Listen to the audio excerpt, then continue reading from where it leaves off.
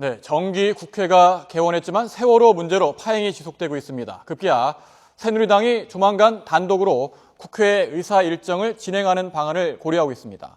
새정치민주연합은 크게 반발하고 있습니다. 박근혜 대통령과 새누리당에게 세월호 특별법 제정에 전향적으로 나서라고 재차 촉구했는데요. 장성호 배재대 교수, 이종훈 정치평론가와 함께 이야기 나눠보겠습니다. 안녕하십니까? 네, 안녕하세요. 안녕하세요. 네, 세월호 참사 이후에 해법을 찾기 위해서 여야가 머리를 맞댔지만 결과적으로 보면은 사실상 국회가 길을 잃었다 이런 말까지 나오고 있지 그렇습니다. 않습니까? 예. 급기야는 새누리당이 단독으로 국회 본회의를 열 수 있다 이런 입장을 보이고 있고 새정치민주연합은 반발을 하고 있지 않습니까? 그런데 정치라는 게 아무리 해도 상대가 있어야 되는 거고 새누리당의 입장은 어떻게 보시는지요? 지금은 뭐 단독으로 하겠습니까? 일단은 대국민 압박용으로 야당을 압박하는 거고 지금 야당 새정치민주연합이 130석의 거대 제1야당이 야당의 역할을 하지 못하고 세월호조차도 새누리당에 넘기고 가족과 1:1 협상하게 넘기지 않았습니까? 예. 정당의 본질적인 기능을 지금 하고 있지 못하기 때문에 결국은 이 피해를 누가 보냐? 국민이 보는 거 아닙니까? 그래서 730 재보궐선거도 정리도 못하고 최근에 박영선 비대위원장이 연급법 3번의 예. 큰 실책을 지금 범했고 그렇기 때문에 지금 당의 어떤 기능과 역할이 지금 거의 없습니다. 그래서 새누리당 입장에서는 집권여당으로서 국민과 국정을 운영하는 국정의 컨트롤 타워 내지 예. 국정의 책임자로서 책임 있는 어떤 결단을 내려야 된다는 압박을 야당한테 지금 계속하고 있다고 봅니다. 집권 여당의 입장에서는 아무래도 전국을 이끌어가야 되는데 네. 야당이 식물 야당이란 말이 나올 정도로 기능을 못하니까 압박을 해서라도 뭔가 움직여야 된다 이런 입장을 보이고 있다고 보는 네. 것이죠. 오히려 여당도 대국민 설득, 대국민 선제전에 나서서 야당이 정기국회에 등원할 수 있도록 국민적인 압박을 가야 될 그런 필요가 있습니다. 네. 야당을 압박하는 형태다 이렇게 말씀하셨는데 어떻게 보시는지요? 뭐 1차적으로는 그대로 실행한다기보다는 역시 이제 조금 전에 말씀하셨듯이 야당 압박의 성격이 강한 것은 분명하고요. 예. 지금 세월호 특별법과 관련해서도 새누리당은 이미 방침이 정해져 있는 상태 아니겠습니까? 지난번 재협상안 그대로 지금 처리를 하자는 이제 얘기고요. 그런 상태에서 이제 추석 민심을 확인을 했습니다. 그러니까 추석 민심은 이 국회에 대해서 여야 불문하고 지금 굉장히 불만이 고조되어 있는 상태 아닙니까? 예.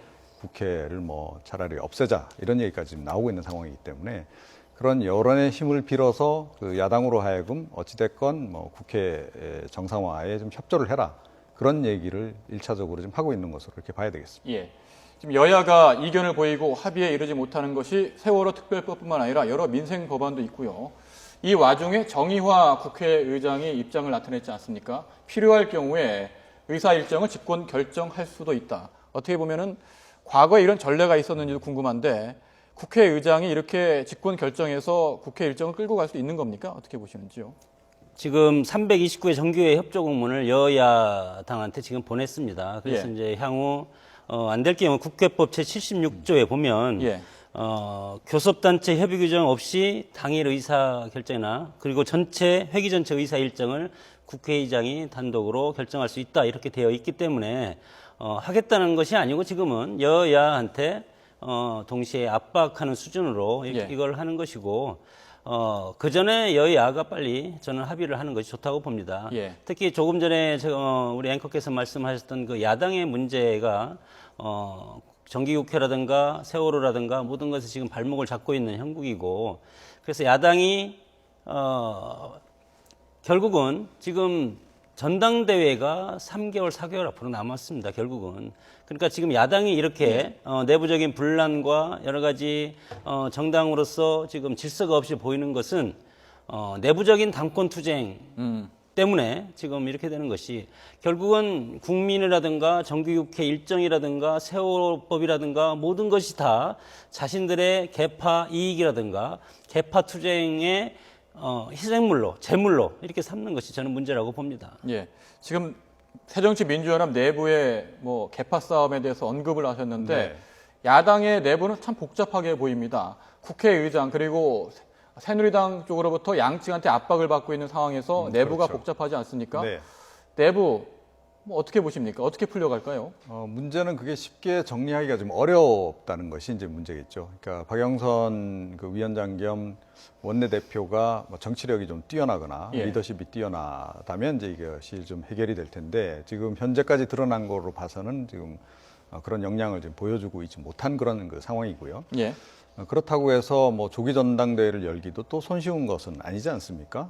또 마침 또 비대위원장 건도 지금 무산이 돼 있는 그런 그 상황이어서 이 야당이 내부 교통 정리를 하는데 상당히 시간이 많이 걸릴 것 같습니다. 그러니까 결국은 이것이 정리가 돼야 세월호 특별법과 관련해서도 뭐 강경파론이든 온건론이든 어느 쪽이든 이제 그 교통 정리가 끝나지 않겠습니까? 그렇게 돼야 사실은 이제 여당과의 협상도 그 체계적으로 진행이 될 수 있는데 그것이 지금 진행이 안 되는 그런 그 단계라는 거죠. 그래서 그러다 보니까 사실은 이제 새누리당하고 국회의장도 야당에게 좀 기대하기 어렵다. 그러니까 이런 상태라면 좀 집권으로라도 의사 일정을 끌고 가야 되지 않겠나 이런 정도까지 이제 나오게 된 그런 그 상황인데요.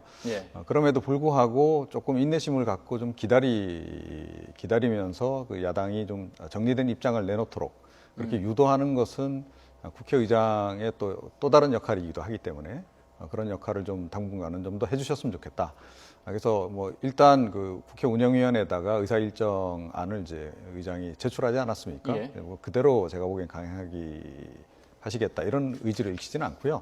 조금 조정을 좀 하시지 않을까 싶긴 합니다. 근데 야당도 지금 계속 저런 식으로 그 내부 교통 정리를 못한 상태에서 지금 갈 것이 아니고 국회 의사 일정 세월호 특별법을 같이 처리할 건지 말 건지 또 다르게 처리한다 했을 경우에는 일단 국회 의사 일정만이라도 어떻게 정상화시킬 것인지 하는 부분을 빨리 의원총회를 개최하고 그래서 좀 결론을 내리는 것이 좋지 않겠나 이렇게 생각을 합니다.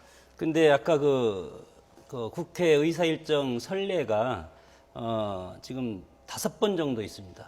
5번 정도 있는데 4번이 10년 전까지 권위주의 정권 때 국회의장이 단독으로 의사결정을 집행한 선례가 있고 그리고 직권상정이 또 한 번 있었죠. 한 번 있었고 그래서 총 5번 정도 있는데 민주화 이후에는 사실은 이것이 없었습니다. 그래서 대화와 타협을 중시하는 그리고 지금 예를 들어서 직권상정을 했을 경우 정의화 국회의장이 의장이 돼서 제일 처음 직권상정을 해서 밀어붙이는 그런 비난을 개인이 혼자 다 또 안아야 되는데 그것을 할지는 저는 의문입니다. 그만큼 집권 결정에 정치적 부담이 있다는 뜻인데요. 네, 그렇습니다.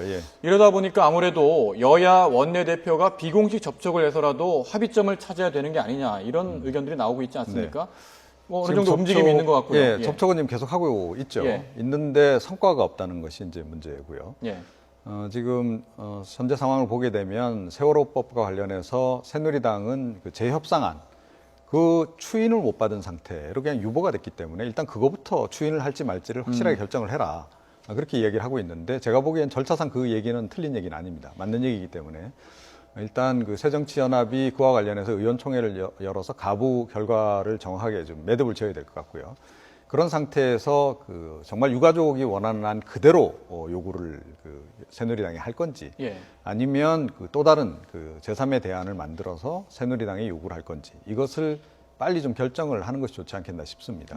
그걸 가지고 협상을 하는 것이 좋겠고 새누리당도 그 어떻게 보면 이제 제재 협상안이라고 볼 수 있을 텐데 그런 안을 내놓으면 뭐 수용할 가능성도 없잖아 있기 때문에 그런 쪽으로 일단은 그 서로 그 양당 간에 좀 노력을 하는 것이 필요하다 이렇게 봅니다. 야당 내부의 교통 정리가 필요하다는 말씀인데 그 부분은 잠시 뒤에 좀 더 자세히 알아보도록 하고요.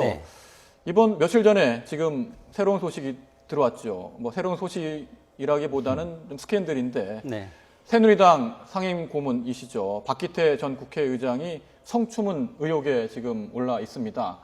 골프장에서 캐디 뭐 신체 일부를 접촉했다는 말이 나왔는데 뭐 사실인지 아닌지는 좀 더 조사를 해봐야 되겠습니다만은 이런 스캔들이 나오는 것 자체가 좋은 건 아니지 않겠습니까?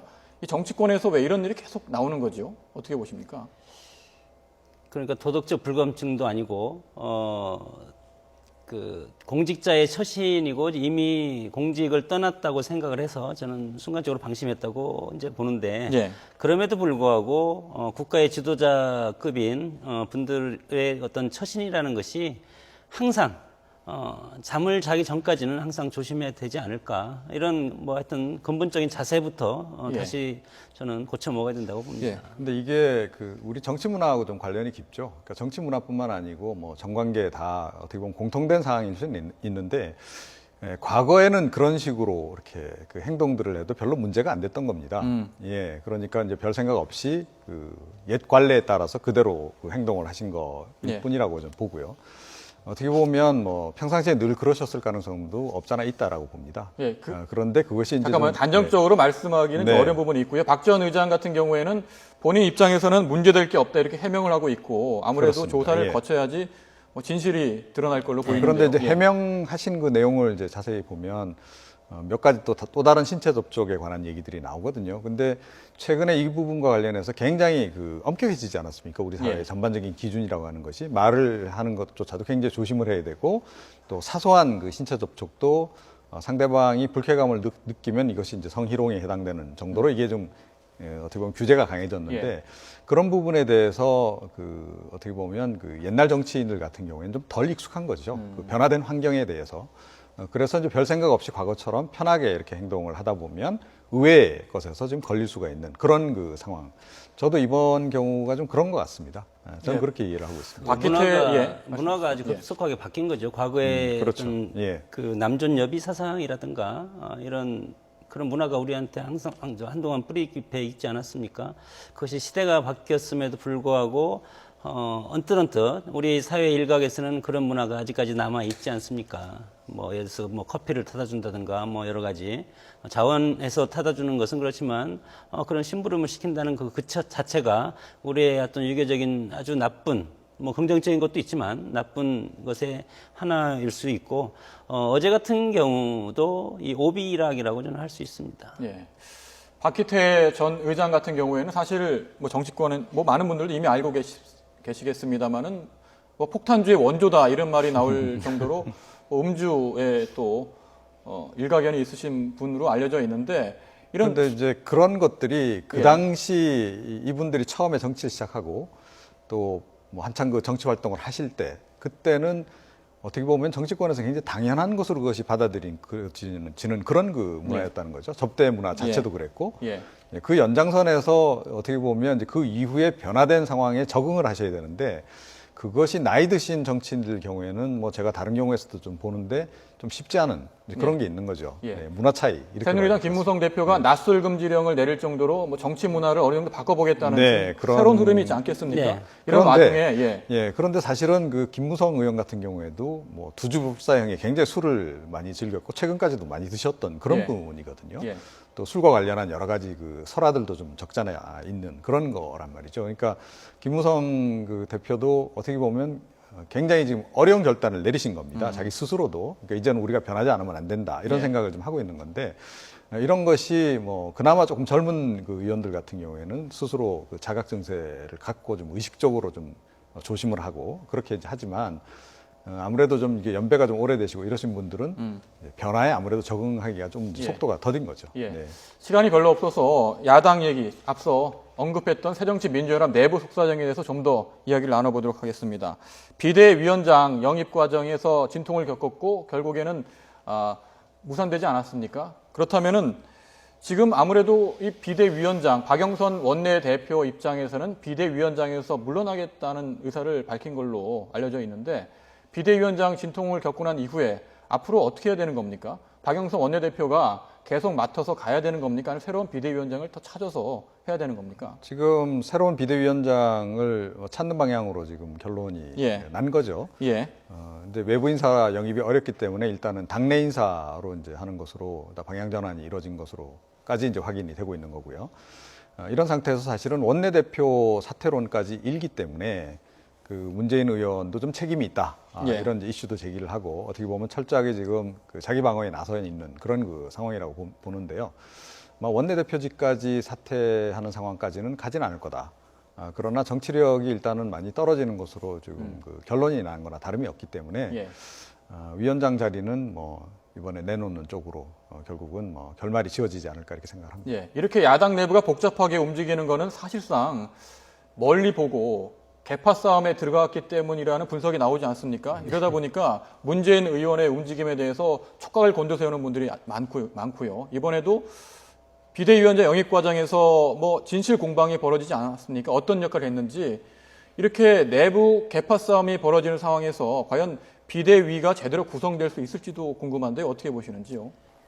지금 비대위원장의 역할이 내년 초 전대 룰을 정하고 가장 중요한 겁니다. 그리고 조직 강화 특별위원회를 구성해서 내년 총선 지역위원장을 선정을 하고 총선을 치르는 아주 중요한 지금 전대가 앞서기 때문에 지금 야당에서 비대위원장을 가지고 하는 것이 아니고 아까 말씀드렸지만 박영선 비대위원장은 1, 2차 세월호법을 거부당함으로써 일단은 정통성이 없어졌습니다. 그래서 그건 당연히 사퇴를 해야 되는 거고 지금 비대위원장 지금 두 분을 영입하려다가 또 실패하지 않았습니까? 그걸로 인해서 저는 원내대표까지도 저는 사퇴해야 된다고 봅니다. 지금 뭐 당에서도 민평년에 더 좋은 미래 이런 그 두 그룹에서 원내대표를 가장 큰 이제 그룹인데 사퇴하라고 지금 집요하게 하면 과연 원내대표를 유지할 필요가 있을까? 저는 이 선에서 일단은 사퇴를 하고 모든 것을 처음부터 다시 출발하는 것이 좋다고 봅니다. 그렇기 때문에 문재인 의원을 비롯한 친노계가 60% 이상을 차지하는 지금 야당의 구조 아닙니까? 그렇기 때문에 야당이 문재인 의원이든 친노 세력이든 누가 전면에 나서서 세월호 특별법이라든가 앞으로 비대위는 지금 10개의 개파가 있기 때문에 비대위가 정상적으로 갈 수는 저는 없다고 봅니다. 그래서 철저하게 내년 전대를 앞두고 각각의 개파를 아우를 수 있는 중립적인 관리형 비대위원장이 될 수밖에 없다. 저는 그렇게 보기 때문에 예를 들어서 김부겸, 박병석, 원혜영 그래서 충청권이라든가 그리고 대구 김부겸 위원장은 대구죠. 그래서 이런 분들이 중립적으로 비대위원장을 한시적으로 운영을 하고 결국은 내년 전대가 끝나야지 여야 이것도 정상화될 것 같습니다. 박영선 원내대표가 물러나고 관리형 비대위원장이 올라가고 친노가 특히 문재인 의원이 조기 등판해야 된다 그런 의견이신가요? 문재인 의원이 아니고요. 친노 세력 중에서 누가 등장을 해서 정치를 잘하든 잘못하든 일단은 내년 총선까지 가지 않습니까? 그래서 총선에서 일단은 심판을 받아야 될 것이고 그리고 친노라든가 지금 당내 개파를 정리하기 위해서 또 다른 제2의 대한정당이 저는 나와야 된다고 봅니다. 이 의견 어떻게 생각하시는지요? 네, 이번에 외부 비대위원장을 영입하려다 실패한 것이 의미하는 바가 상당히 크다. 저는 그렇게 생각합니다. 결국은 뭐냐 하면 혁신을 안 하겠다 하는 얘기를 지금 하고 있는 거나 다름이 없다라고 봅니다. 그러니까 친노계로서는 혁신이라고 하는 것 자체가 사실은 자신들이 2016년 공천에서 낙마할 가능성이 높다. 다시 말해서 공천 학살을 당할 가능성이 높다는 것을 의미하기 때문에 그거를 이번에 명백하게 우리는 그렇게 할 수 없다라는 의사를 좀 피력하는 것으로 이렇게 보고요. 그것이 그러면 새정치민주연합의 미래에 얼마나 도움이 되겠는가. 개파의 이익에서 관점에서 보자면 지금처럼 하는 것이 옳을지 모르나 이 혁신을 거부한다는 얘기는 결국은 새정치민주연합이 앞으로도 국민들로부터 다시 지지를 획득하기가 좀 쉽지 않은 상황으로 좀 가는 거나 다름이 없다. 그래서 어떻게 보면 스스로 좀 묘혈을 파고 있는 거나 좀 다름이 없지 않나 이렇게 생각을 하고요. 그런 점에서 좀 많이 아쉽게 생각을 합니다. 야당 내부가 복잡하고 출구를 잘 찾지 못하는 분위기인데요. 새정치를 하기 위해서 새정치민주연합이라는 이름까지 붙였는데 새정치를 하지 않고 퇴보하는 모습을 보이고 있어요. 맞습니다. 그렇다면은 지금 박영선 원내대표가 아무래도 현재로서는 이 문제의 실마리를 풀어야 되지 않겠습니까? 그랬어야 하는데 못한 거죠. 그러니까 세월호 특별법 같은 경우에도 지난번에 재협상안까지 이제 만든 상태에서는 어찌됐건 본인 손으로 만든 것이기 때문에 그것을 관철을 반드시 시켰어야 된다고 생각합니다. 당내 설령 강경파의 반대가 있다 손 치더라도. 그리고 이번에 외부에서 두 혁신 관련한 이제 비대위원장 영입을 시도를 하지 않았습니까? 그거 역시 친노계가 아무리 뒤에서 어떤 공작을 펴더라도 관철을 시켰어야 되는 거죠. 그래야 당내 교통 정리도 가능한 것이고 또 당내 반발이라고 하는 것은 언제나 있는 거 아니겠습니까? 더군다나 혁신을 앞두고는 당내가 아주 들끓을 수밖에 없기 때문에 그런 것을 제압해 나가기 위해서는 선제적인 조치가 굉장히 필요한 것이고 예. 그런 점에서도 이번에 반드시 관철을 하는 게 필요했다. 그런데 실패했기 때문에 이제는 뭐 더 이상 박영선 위원장한테 뭔가를 기대하기는 좀 어려운 상황이 아닌가 이렇게 생각합니다. 네. 장 교수님, 네. 야당 내부가 이렇게 복잡한데 새누리당은 집권 여당으로서 역할을 해야 되지 않습니까? 네. 정치라는 게 여야가 있고 국민이 있기 때문에 여당 역할이 그만큼 중요할 텐데 이럴 때 새누리당은 어떤 역할을 해야 되는 겁니까? 그냥 보고만 있으면 되는 겁니까? 아니면 뭔가 의사일정을 추진하고 나가야 되는 겁니까? 정치는 대화할 상대가 있어야 되는데 국민이 새정치민주연합이라는 제1야당을 만들어줬습니다. 대화를 하라고. 그런데 야당이 지금 대화를 하고 있지 않습니다. 그리고 야당 내 분란으로 인해서 세월호법, 이 커다란 세월호법 자체도 지금 새누리당한테 떠넘기고 유가족과 협상하라고 그러고 예. 그런 상태에서 대화를 하지 않겠다는 야당. 그렇기 때문에 저는 앞으로 이 의회 정치가 대화, 협상, 타협으로 다시 회복되기라는 것은 내년 전대 총선 때까지는 쉽지 않다. 그렇기 때문에 선진화법이라는 것, 이런 것들, 그리고 의회 정치가 다수결의 원리로 결정할 수 있는 그런 방안도 저는 모색을 해봐야 될 때라고 저는 생각합니다. 예. 네. 새누리당이 지금 사실은 고도의 정치력이 필요하죠.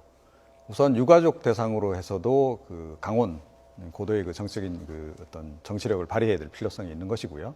동시에 야당에 대해서도 마찬가지입니다. 야당이 지금 제 역할을 못하고 있는 것은 누구나 다 알고 있는 건데 특히 야당의 온건파 내지는 그 박영선 지도부가 제 역할을 못함으로 해가지고 일이 지금 제대로 진행이 안 되는 그런 측면이 분명히 있지 않습니까? 예. 그럼 한편에서는 그 야당 내 강경파에 대해서 그걸 통제할 수 있는 그런 카드와 더불어서 이 당내 온건파들의 야당 내 온건파들에 대해서 뭔가 좀 명분을 좀 주는 것도 그 여당이 해야 될 역할이거든요. 예. 근데 이 부분이 조금 취약한 게 아닌가 하는 생각이 들어요. 그래서 그 부분과 관련해서 빨리 방법을 찾아서 적극적으로 문제 해결에 나서야 될 때다 이렇게 생각을 합니다. 예. 정치권을 바라보는 국민의 마음 답답합니다. 어떻게든 빨리 해법을 찾아야 될 것 같습니다. 정치권 소식 알아봤는데요. 장성호 배재대 교수, 이종훈 정치평론가였습니다. 두 분 말씀 고맙습니다. 네.